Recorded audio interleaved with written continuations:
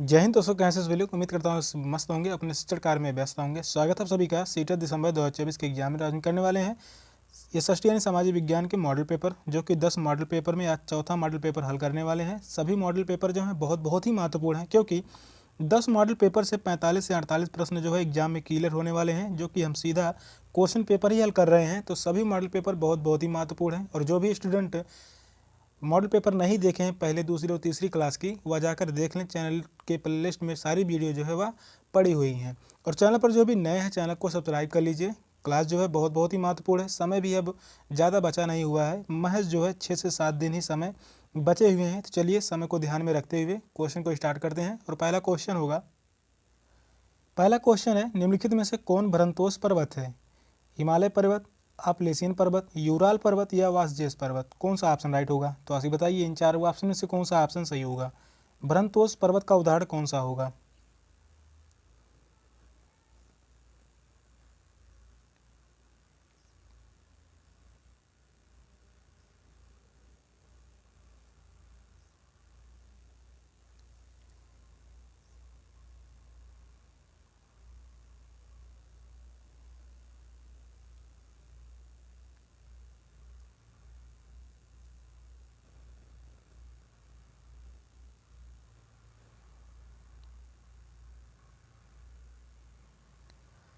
भरमसोत पर्वत का उदाहरण कौन सा है? तो वह होगा वासजेस पर्वत। इस क्वेश्चन का आंसर होगा ऑप्शन डी, वासजेस पर्वत। फोर्थ ऑप्शन जो है वह राइट है। भरमसोत पर्वत को खंड या ब्लॉक पर्वत भी कहा जाता है। ब्लॉक माउंटेन भी इसी को कहा जाता है, भरमसोत पर्वत को। और इनका निर्माण मुख्यतः भ्रंशों द्वारा होता है, और संसार में ऐसे पर्वत बहुत कम मिलते हैं। यूरोप की बात करते हैं तो यूरोप में जो है हार्ज पर्वत या ब्लैक फॉरेस्ट पाया जाता है। यहाँ पर कौन से पर्वत हैं? तो वह है हार्ज पर्वत या ब्लैक फॉरेस्ट।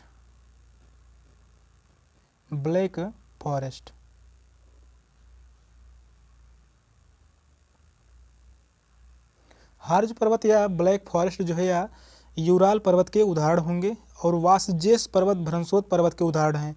और भारत में नीलगिरी पर्वत जो है पाया जाता है। भारत में कौन से पर्वत पाई जाती हैं? तो नीलगिरी पर्वत जो है वह भ्रंशोत प्रकार का पर्वत है। नीलगिरी पर्वत जो है या भ्रंशोत प्रकार का पर्वत है। तो इस क्वेश्चन का आंसर होगा ऑप्शन डी, वासजेस पर्वत। नेक्स्ट क्वेश्चन है, कथन ए है, पृथ्वी से हमें चंद्रमा का केवल एक ही भाग दिखाई पड़ता है। कथन बी है, चंद्रमा पृथ्वी का एक चक्कर लगभग 27 दिनों में पूरा करता है, और लगभग इतने ही समय में वह अपने अक्ष पर एक चक्कर भी पूरा करता है। नीचे दिए गए विकल्पों में से सही विकल्प का चयन कीजिए। ऑप्शन जो दिया गया है, ए और बी दोनों सही हैं, और बी व्याख्या है ए की। सेकंड ऑप्शन है ए और बी दोनों सही हैं, परंतु बी सही व्याख्या नहीं है ए की।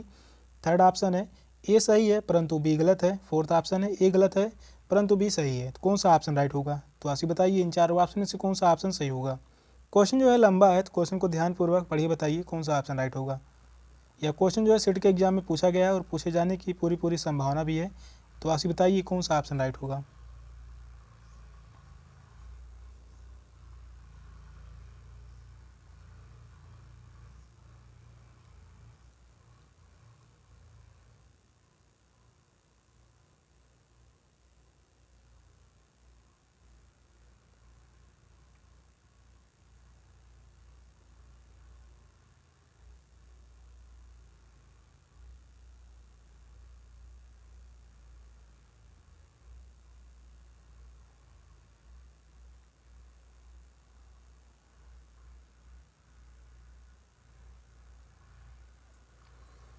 कथन पहला कह रहा है, पृथ्वी से हमें चंद्रमा का केवल एक ही भाग दिखाई पड़ता है। तो यह बात जो है सही है, कथन ही सही है। कथन भी कह रहा है, चंद्रमा पृथ्वी का एक चक्कर लगभग 27 दिनों में पूरा करता है, और लगभग इतने ही समय में वह अपने अक्ष पर एक चक्कर भी पूरा करता है। तो दोनों ही कथन सही होंगे। सेकंड कथन भी सही है। तो इस क्वेश्चन का आंसर होगा ऑप्शन ए। फर्स्ट ऑप्शन जो है वह राइट है। ए और बी दोनों सही हैं, और बी व्याख्या है ए की। फर्स्ट ऑप्शन ही राइट होगा। हम चंद्रमा का केवल एक ही भाग देख सकते हैं। चंद्रमा पृथ्वी का चक्कर लगाते समय एक ही भाग को दर्शाया यानी दर्शनीय रखता है, और यह एक चक्कर पूरा करने में 27 दिन का समय लेता है। तो यह भी जो है सही होगा। लगभग इतने ही समय में वह अपने अक्ष पर एक चक्कर पूरा करता है, इसके परिणाम स्वरूप पृथ्वी से हमें चंद्रमा का केवल एक ही भाग दिखाई देता है। तो दोनों ही कथन सही होंगे। तो इस क्वेश्चन का आंसर होगा ऑप्शन ए, दोनों सही है और व्याख्या भी सही कर रहा है। अगला क्वेश्चन है,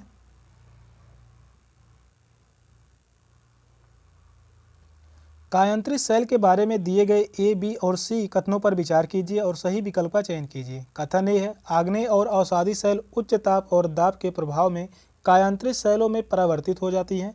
कथन बी है, कायांतरित सेल उच्च ताप और दाब के प्रभाव में पिघलकर द्रवित मैग्मा बनाते हैं। और सी कथन दिया गया है, संगमरमर एक कायांतरित सेल है। ऑप्शन है बी और सी सही है और ए गलत है। सेकंड ऑप्शन है ए और बी सही है, ए और बी सही है, सी गलत है। थर्ड ऑप्शन है ए, बी, सी तीनों सही हैं। फोर्थ ऑप्शन है ए ओम सी सही है और बी गलत है। तो कौन सा ऑप्शन राइट होगा? तो ऐसे बताइए इन चारों ऑप्शन में से कौन सा ऑप्शन राइट होगा।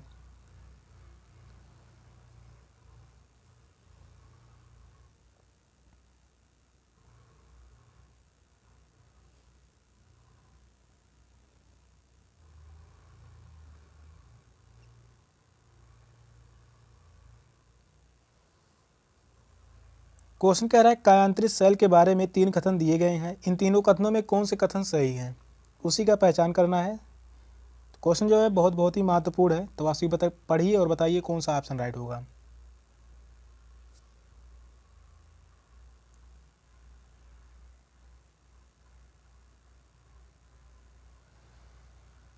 चलिए क्वेश्चन को हल करते हैं। पहला कथन जो कह रहा है, आग्नेय और अवसादी सेल उच्च ताप और दाब के प्रभाव में कायांतरित सेल में परिवर्तित हो जाती हैं, तो यह बात जो है सही है, पहला कथन सही होगा।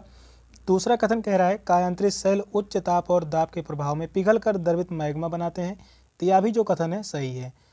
कथन सी कह रहा है, संगमरमर एक कायांतरित सेल है, तो यह भी जो है सही है। यह क्वेश्चन जो पूछा गया है, संगमरमर कैसा सेल है, तो यह होगा कायांतरित सेल है।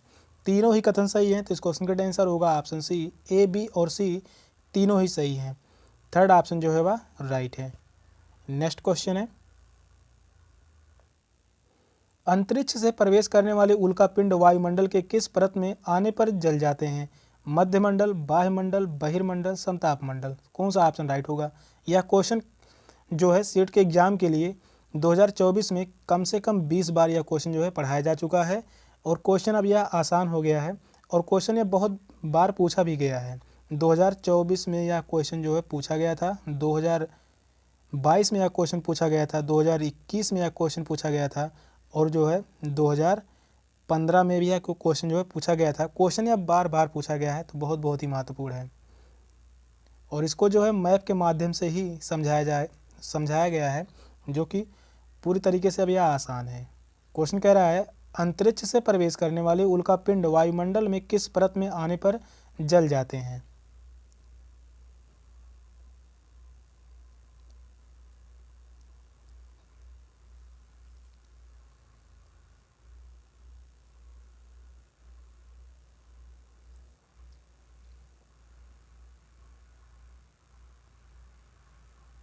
तो यह है मध्यमंडल।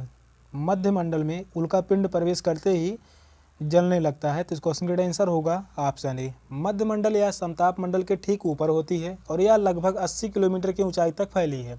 अंतरिक्ष में प्रवेश करने वाले जो उल्कापिंड होते हैं इस परत में आने पर जलने लगते हैं, तो इस क्वेश्चन का आंसर होगा ऑप्शन ए। इस क्वेश्चन को एक बार फिर मैप के माध्यम से समझते हैं, फिर से क्वेश्चन को जो है याद करने की ज़रूरत नहीं पड़ेगी। क्वेश्चन जो है बहुत ही महत्वपूर्ण है, पूछे जाने की पूरी संभावना है। वायुमंडल की परतें दी गई हैं, जो कि इसी मैप के माध्यम से ही यह क्वेश्चन जो है काफ़ी बार हल कराया जा चुका है। जो कि सबसे नीचे का परत क्या है? क्षोभ मंडल। सबसे नीचे का परत जो है क्षोभ मंडल है। इसके बाद है समताप मंडल। समताप मंडल जो है वायुयान उड़ाने के लिए सबसे आदर्श यानी सबसे सुरक्षित मंडल जो है वह है समताप मंडल। यह भी क्वेश्चन जो है काफ़ी बार पूछा जा चुका है कि वायुयान उड़ाने के लिए सबसे आदर्श यानी सबसे सुरक्षित मंडल कौन सा है, तो वह है समताप मंडल। इसके बाद जो है मध्यमंडल। मध्यमंडल में क्या है? उल्कापिंड की घटनाएं होती हैं, जो कि अंतरिक्ष से प्रवेश करने वाले उल्कापिंड मध्यमंडल में प्रवेश करते ही जलने लगते हैं घर्षण के कारण। इसके बाद है तापमंडल, फिर है बाह्यमंडल। यही सारे मंडलें हैं जो कि क्वेश्चन जो पूछा गया था उल्कापिंड के विषय में। क्वेश्चन क्या था? क्वेश्चन था अंतरिक्ष से प्रवेश करने वाले उल्कापिंड वायुमंडल में किस परत में आने पर जलने लगते हैं, तो वह है मध्यमंडल। यही है मध्यमंडल। क्वेश्चन का जो राइट आंसर था ऑप्शन ए था। चलिए नेक्स्ट क्वेश्चन है, ऋतु प्रवास जुड़ा हुआ है लोगों के आवागमन से, घरों की आसपास बसावट से, एक छोटे घर के पौधे रखने का कृत्रिम आहता से, ऐसे स्थान जहां बस्तियां विकसित होती हैं। तो कौन सा ऑप्शन राइट होगा? तो आशी बताइए इन चारों ऑप्शन में से कौन सा ऑप्शन सही होगा।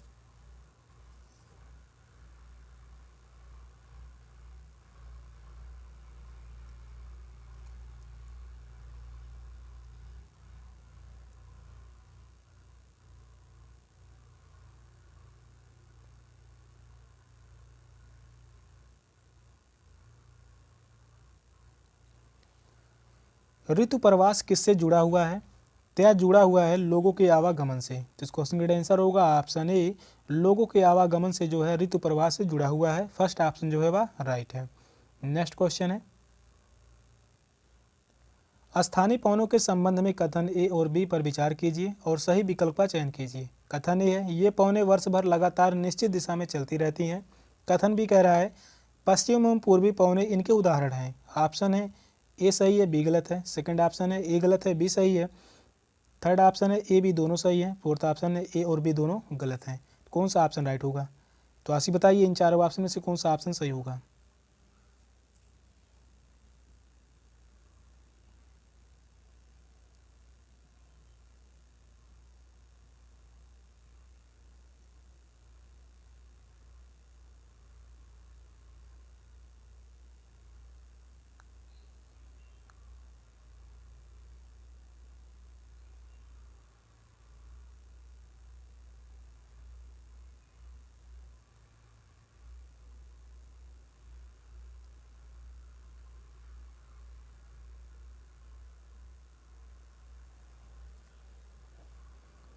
स्थानीय पवनों के संबंध में दो कथन दिए गए हैं। इन दोनों कथनों में कौन से कथन सही हैं? कथन जो पहला कह रहा है, ये पवनें वर्ष भर लगातार निश्चित दिशा में चलती रहती हैं, तो यह बात जो है सही है।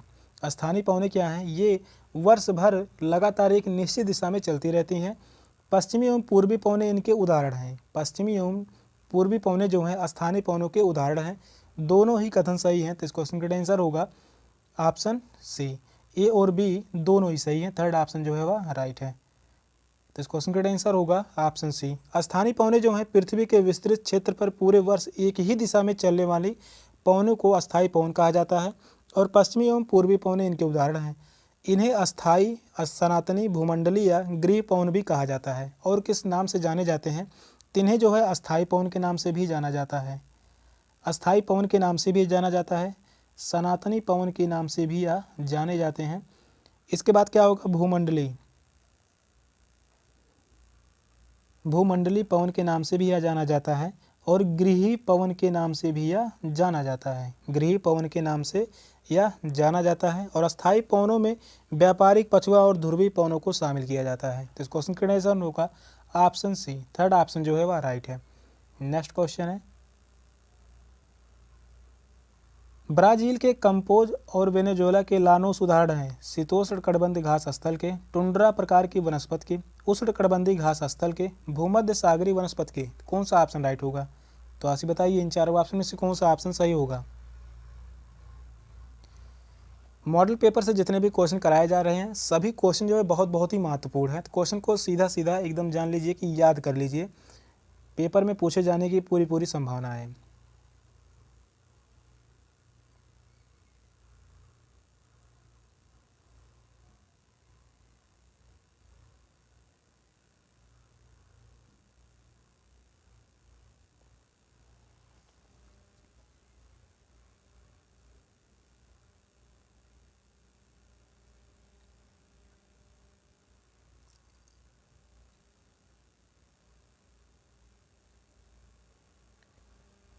क्वेश्चन कह रहा है ब्राज़ील के कंपोज और वेनेजुएला के लानोस उदाहरण हैं।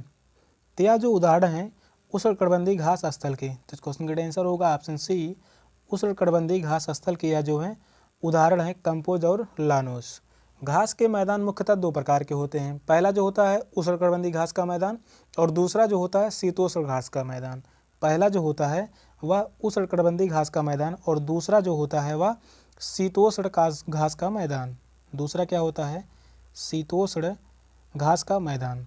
तो इस क्वेश्चन का जो राइट आंसर होगा option C, third option right है। नेक्स्ट क्वेश्चन है, जलवायु के संबंध में कथन ए और बी पर विचार कीजिए और सही विकल्प का चयन कीजिए। कथन ए है जलवायु वायुमंडल में दिन प्रतिदिन होने वाली परिवर्तन है।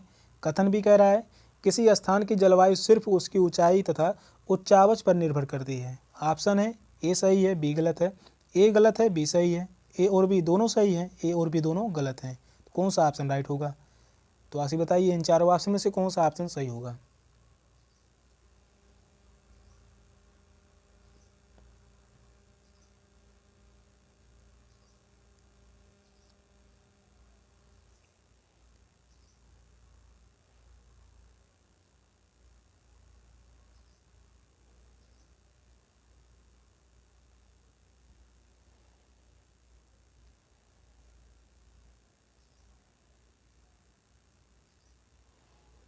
जलवायु के संबंध में कथन ए और बी पर विचार कीजिए और सही विकल्प का चुनाव कीजिए।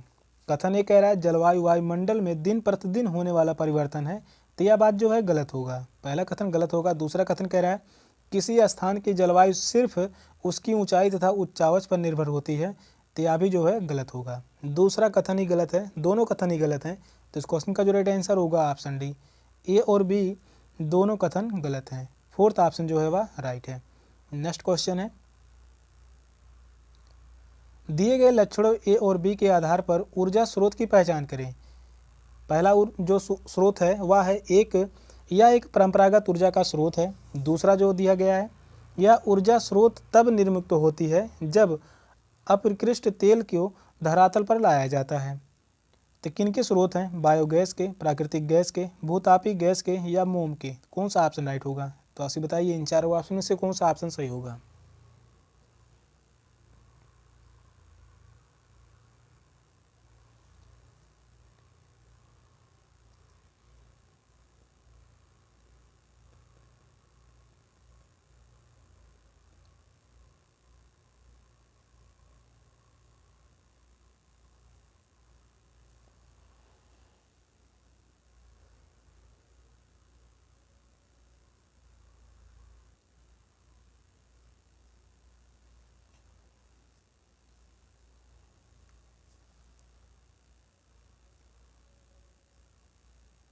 दिए गए लक्षणों ए और बी के आधार पर ऊर्जा स्रोत की पहचान करना है।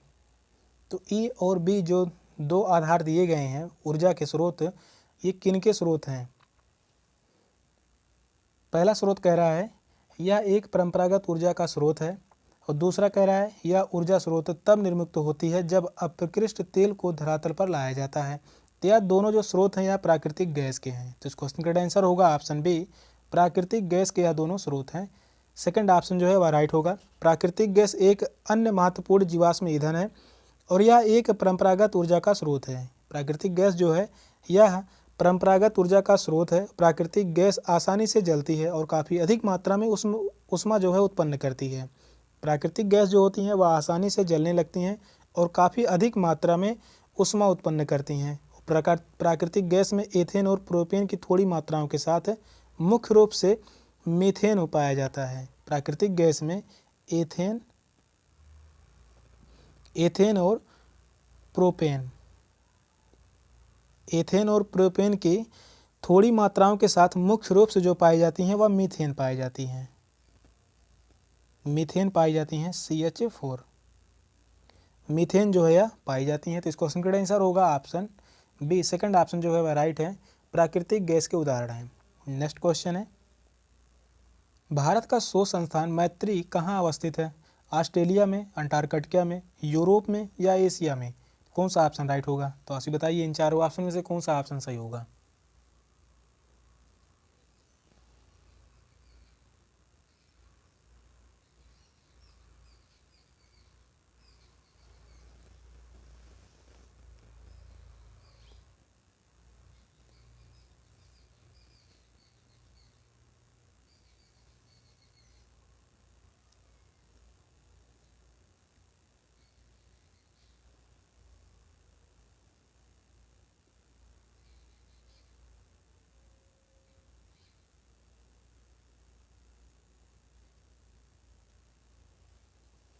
भारत का शोध संस्थान जो मैत्री है यह कहाँ अवस्थित है? तो यह जो अवस्थित है अंटार्कटिका महाद्वीप में। तो इस क्वेश्चन का आंसर होगा ऑप्शन बी, सेकंड ऑप्शन जो है वह राइट है। अंटार्कटिका महाद्वीप में जो है मैत्री जो है भारत का शोध संस्थान है, यह अंटार्कटिका महाद्वीप में अवस्थित है। वर्तमान में बर्फ में दब जाने के कारण दक्षिणी गंगोत्री को सप्लाई बेस के रूप में प्रयुक्त किया जा रहा है। और जबकि मैत्री अनुसंधान केंद्र चालू है, मैत्री और भारतीय अनुसंधान केंद्र अस्थायी रूप से काम कर रही हैं। मैत्री हो गए और दूसरा जो होगा वह भारती। मैत्री और भारती जो है यह अनुसंधान केंद्र अस्थायी रूप से काम कर रही हैं। तो इस क्वेश्चन का आंसर होगा ऑप्शन बी, अंटार्कटिका महाद्वीप में यह दोनों जो हैं अवस्थित हैं। अगला क्वेश्चन है, निम्नलिखित में से कौन सा कथन खनिज के संदर्भ में सही नहीं है? क्वेश्चन जो कह रहा है सही नहीं है, विशेषकर एग्जाम में या तो पूरी तरीके से जान लीजिए कि यहाँ से गलती हो सकती है कि नहीं। स्टूडेंट जो है वह भूल जाते हैं कि क्वेश्चन सही पूछा है कि नहीं पूछा है। पहला कथन कह रहा है ये प्राकृतिक रूप से प्राप्त होने वाले पदार्थ हैं, इनका एक निश्चित रासायनिक संगठन होता है, ये विभिन्न प्रकार के भूवैज्ञानिक प्रवेश में निर्मित होते हैं। फोर्थ कथन है सभी खनिज आधात्वित होते हैं। कौन सा ऑप्शन राइट होगा? तो आशी बताइए इन चारों ऑप्शन में से कौन सा ऑप्शन सही होगा? खनिज के संदर्भ में सही नहीं है, पूछा है सही नहीं है।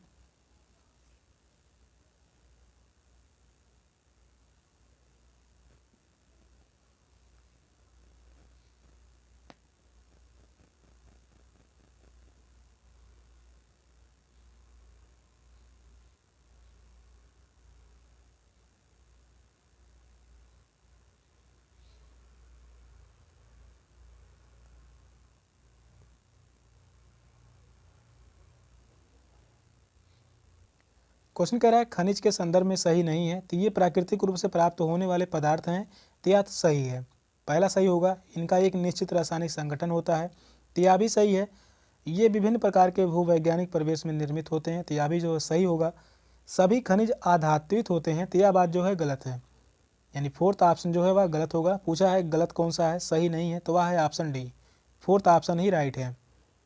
भूवैज्ञानिकों के अनुसार खनिज एक प्राकृतिक रूप से विद्यमान समरूप तत्व है जिनका एक निश्चित रासायनिक संगठन होता है, और खनिज प्राकृतिक रूप में अनेक रूपों में पाए जाते हैं। खनिज जो है प्रकृति में अनेक रूपों में पाए जाते हैं, तो इस क्वेश्चन का आंसर होगा ऑप्शन डी। नेक्स्ट क्वेश्चन है, क्वेश्चन जो इंपॉर्टेंट है, निम्नलिखित का मिलान कीजिए। नर्मदा नदी है, वज्जी है, गारो पहाड़ियाँ, गंगा घाटी, सिंधु और उसकी सहायक नदियाँ। दूसरी तरफ दिया गया है आरंभिक गणतंत्र, आखेटक और संग्रहण, लगभग 2500 वर्ष पूर्व के शहर, प्रथम नगर, आरंभिक कृषि। तो दोनों किस प्रकार से संबंधित है? नीचे चारों ऑप्शन दिए गए हैं, इन चारों ऑप्शन में किस ऑप्शन में मिलान सही है वही बताना है। तो आप बताइए कौन सा ऑप्शन राइट होगा?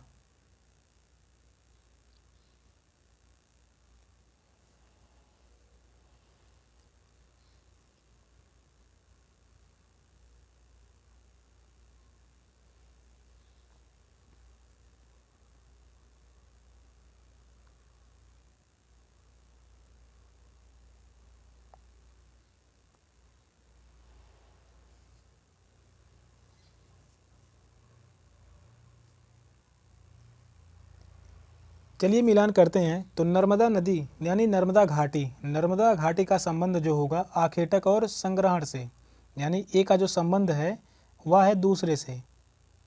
ए का संबंध दूसरे से है जो कि यहाँ पर दिया गया है। ए का संबंध पहले से है, ए का संबंध मानी 5 से है, और ए का संबंध 4 यहाँ पर भी 5 से दिया गया है। तीन ऑप्शन तो गलत हो गए। इसी प्रकार से एग्जाम में भी हल करेंगे तो क्वेश्चन जो है जो सही मिलान वाले होते हैं आसानी से हल हो जाएंगे। तो यहाँ पर एक ही ऑप्शन बचा हुआ है ऑप्शन सी, थर्ड ऑप्शन ही राइट होगा। आगे भी मिलान कर लेते हैं। वज्जी का संबंध होगा प्रारंभिक गणतंत्र आखेटक और प्रारंभिक गणतंत्र से, सॉरी दूसरा भी ऑप्शन पढ़ लिया। तो वज्जी का जो संबंध होगा वह होगा आरंभिक गणतंत्र से। और गारो पहाड़ियाँ का संबंध जो होगा वह होगा आरंभिक कृषि से, यानी सी का जो संबंध होगा वह होगा आरंभिक कृषि से। गंगा घाटी का संबंध है लगभग 2500 वर्ष पूर्व के शहर। और सिंधु और उसकी सहायक नदियाँ, सिंधु और उसके सहायक नदियों का जो संबंध होगा वह होगा प्रथम नगर से। तो इस क्वेश्चन का आंसर होगा ऑप्शन सी, थर्ड ऑप्शन में ही सही मिलान किया गया है। अगला क्वेश्चन है,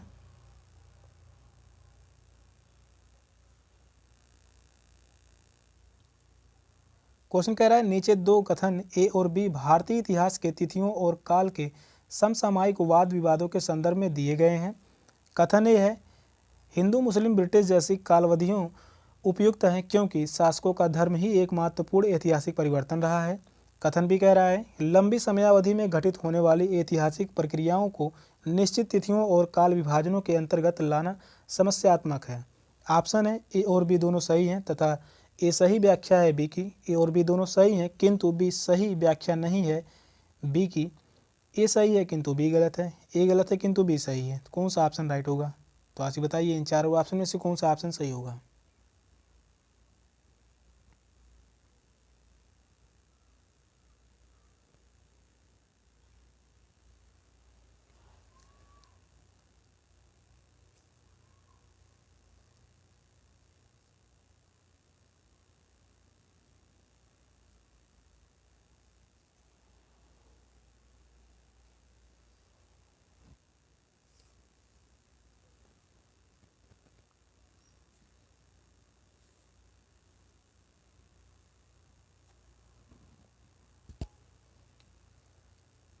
भारतीय इतिहास के तिथियों और काल के समसामयिक वाद विवादों के संदर्भ में दिए गए दो कथन हैं। इन दोनों कथनों में कौन से कथन सही हैं? कथन पहला कह रहा है हिंदू मुस्लिम ब्रिटिश जैसी कालावधियों उपयुक्त हैं क्योंकि शासकों का धर्म ही एकमात्र महत्वपूर्ण ऐतिहासिक परिवर्तन रहा है। तो यह बात जो होगा गलत होगा। पहला कथन गलत होगा। दूसरा कथन कह रहा है लंबी समयावधि में घटित होने वाली ऐतिहासिक प्रक्रियाओं को निश्चित तिथियों और काल विभाजनों के अंतर्गत लाना समस्यात्मक है। तो यह बात जो है सही होगा। दूसरा कथन सही है लेकिन पहला गलत है। तो इस क्वेश्चन का आंसर होगा ऑप्शन डी। ए गलत है किंतु बी सही है। फोर्थ ऑप्शन जो है वह राइट है। नेक्स्ट क्वेश्चन है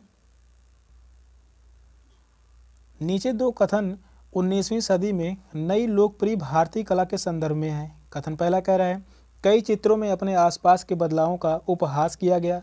अंग्रेजी भाषी लोगों के लिए नए शौकों का मजाक था और औरतों को घर से बाहर न निकलने की सलाह दी गई।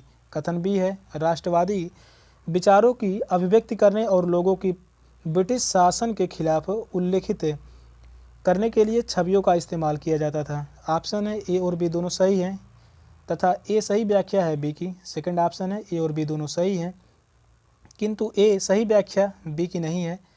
ए सही है किंतु बी गलत है। ए गलत है किंतु बी सही है। कौन सा ऑप्शन राइट होगा? क्वेश्चन जो है लंबा है तो क्वेश्चन को ध्यानपूर्वक पढ़िए, बताइए कौन सा ऑप्शन राइट होगा। क्वेश्चन जो है बहुत ही महत्वपूर्ण है।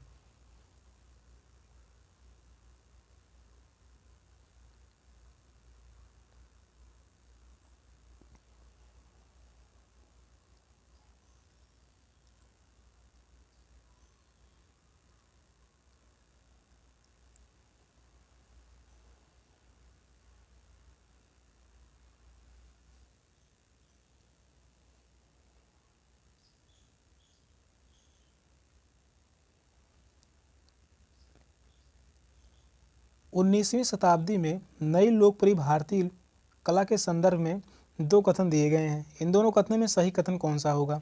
पहला कथन कह रहा है कई चित्रों में अपने आसपास के बदलावों का उपहास किया गया। अंग्रेजी भाषी लोगों के नए शौकों का मजाक तथा औरतों को घर से बाहर ना निकलने की सलाह दी गई। कथन जो है सही है, पहला कथन सही होगा। दूसरा कथन कह रहा है राष्ट्रवादी विचारों को अभिव्यक्ति करने और लोगों को ब्रिटिश शासन के खिलाफ उद्वेलित करने के लिए छवियों का इस्तेमाल किया जाता था। तो यह भी सही होगा। दोनों कथन सही हैं लेकिन आपस में कोई संबंध नहीं है। दोनों कथन तो सही हैं लेकिन आपस में कोई संबंध नहीं है। तो इस क्वेश्चन का आंसर होगा ऑप्शन बी। सेकंड ऑप्शन जो है वह राइट है। ए और बी दोनों सही है किंतु ए सही व्याख्या बी की नहीं है। सेकंड ऑप्शन जो है वह राइट होगा। अगला क्वेश्चन है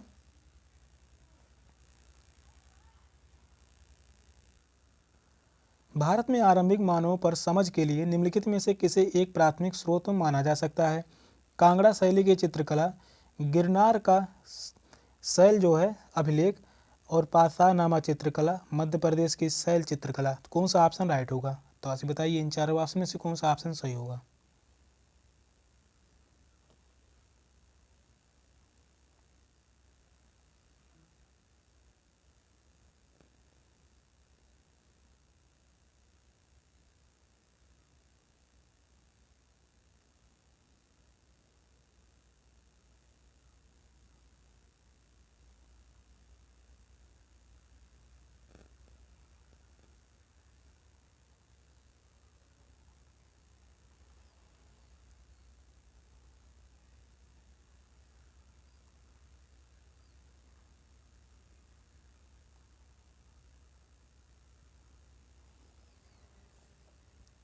भारत में आरंभिक मानवों पर समझ के लिए निम्नलिखित में से किसे एक प्राथमिक स्रोत माना जा सकता है। पूछा है प्राथमिक स्रोत कौन सा हो सकता है। तो वह होगा मध्य प्रदेश की शैल चित्रकला। यह जो होगा प्राथमिक स्रोत। इस क्वेश्चन का आंसर होगा ऑप्शन डी। प्रागैतिहासिक चित्रकला का श्रेष्ठ उदाहरण मध्य प्रदेश के रायसेन जिला में स्थित भीमबेटका के शैलाश्रय का गुफा है। मध्य प्रदेश में ही स्थित है कौन सा भीमबेटका। यह भी क्वेश्चन जो पूछा है भीमबेटका किस राज्य में स्थित है, और कभी कभी जो जिला भी पूछ लिया जाता है, तो मध्य प्रदेश के रायसेन जिले में स्थित है। रायसेन जिले में स्थित है। तो इस क्वेश्चन का आंसर होगा ऑप्शन डी। मध्य प्रदेश की शैल चित्रकला जो है यह प्राथमिक स्रोत माना जा सकता है। नेक्स्ट क्वेश्चन है, ब्रिटिश से पहले बच्चों को पढ़ाया जाता था सरकारी संस्थानों में एक निश्चित फीस लेकर, साल भर फसल की कटाई के समय छोड़कर जब वे खेतों में काम करते थे, और वार्षिक परीक्षा के माध्यम से मूल्यांकन के लिए। तो कौन सा ऑप्शन राइट होगा। तो आपसे बताइए इन चारों ऑप्शन में से कौन सा ऑप्शन सही होगा। ब्रिटिश काल में पहले बच्चों को पढ़ाया जाता था, किस प्रकार पढ़ाया जाता था।